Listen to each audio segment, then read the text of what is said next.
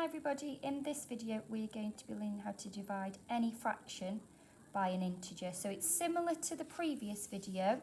We are dividing a fraction by an integer, but this any is very important and you will see why in a minute. So our first fraction here is 4 fifths divided by 3. Now if you remember in the previous video we learnt to keep the denominator as it is and just work our way along 4 divided by 3 from the numerator to the integer. But hopefully you've noticed that you can't possibly divide 4 by 3 and end up with a whole number. So this is where we change our method. Okay, for this method when it is not possible, and always try to do the previous method first, this is the second resort. We can't divide 4 by 3, so what we do then is we leave the numerator alone. So the numerator stays as 4, and what we do then is we multiply the denominator by the integer. So our answer is 5 times 3, which is 15.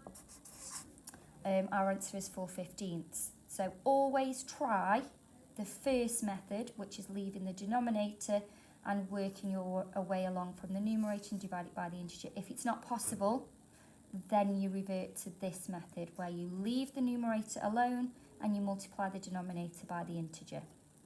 Okay, for this fraction, I have got a mixed number divided by an integer, so I'm going to convert this into an improper fraction first and then see what our new calculation looks like. So remember, to convert a mixed number to an improper, we multiply the denominator by the whole number, add the numerator. So 5 times 1 is 5, add 3 is 8. So I've now got 8 fifths divided by 3. Okay, so I'm going to see if I can divide 8 by 3. I know I can't, I won't end up with a whole number, so I'm going to use the second method. I'm going to leave the numerator alone, so that remains as 8.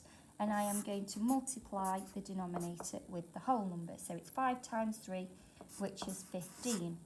So my answer to 1 3/5 divided by 3 is 8/15. Okay.